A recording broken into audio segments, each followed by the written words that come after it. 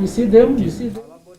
On 16th November 2021, a suicide bomb went off at Parliamentary Avenue after another one went off at Central Police Station, and both attacks killed 7 and injured 37 people.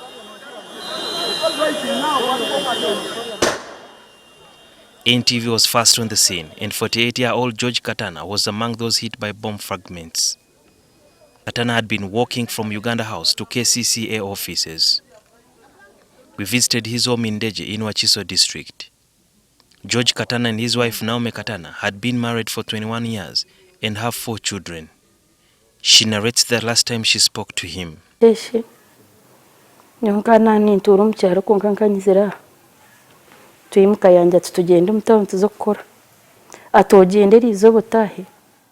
I used to stay in the village, but I had to come here for a visit. That morning, he had asked me to move with him to town before I travel back to the village. He told me that he was going to KCCA head office at City Hall for a meeting and that he would later send me the transport fares.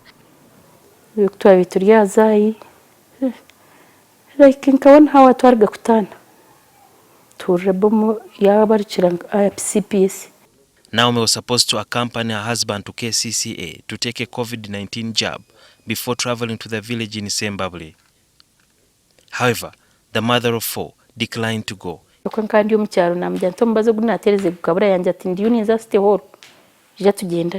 I was due for a second COVID jab, but there was a vaccine stock out in my village. He asked me to go with him to City Hall so that I get my second jab.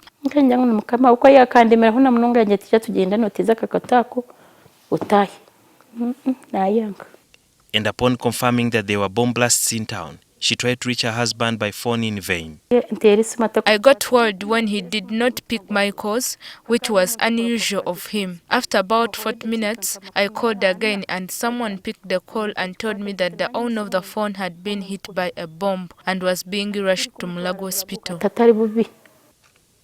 Naomi gathered strength and went to Mulago Hospital where Katana had been taken and was supposed to undergo an operation after sustaining a head injury.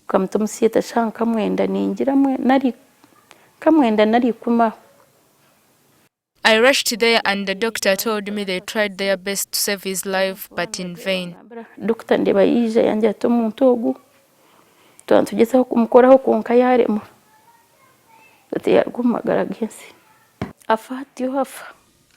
Naomi says that Katana left a big gap in the family. I never worried about school fees and didn't even know about how much he was spending. He would only ask me to escort him when we go for shopping for the children. Although government compensated the family with 20 million shillings, Naomi says she still has an uphill task in raising tuition for the 4 children, 3 of whom are at the university. My elder son was doing SCCA and he needs 400,000 shillings per exam paper, which I can't afford. Desire Katana is the second born out of the 4 children that Katana left behind. Desire initially took a dead semester due to lack of tuition fees and had to endure a tough time. An extent where I had to register in a university. But this university had given us some forms to register in a deadline, where we had a deadline. But our deadline was not really supporting my expectation. So I had to think of my father as an option. Katana left 3 sons and a daughter, and Desire wants to fulfill his late father's dreams. He was a man who wanted us, his boys, to be leaders at a certain point. And I think I'm driving to that.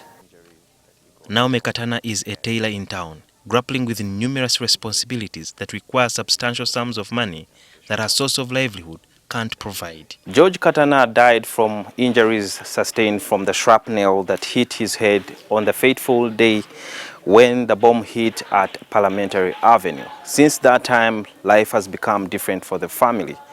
The works on the house they were staying in stalled because no more income to take care of such.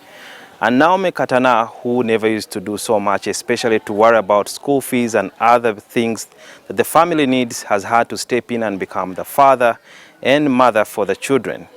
And so far, she says, that although the life of George was shattered and lost, she's still worried that the dreams of her children are likely to be also shattered because the elder son who was at university has dropped out because of lack of school fees. Sudil Ruhanga, NTV, Ndeje.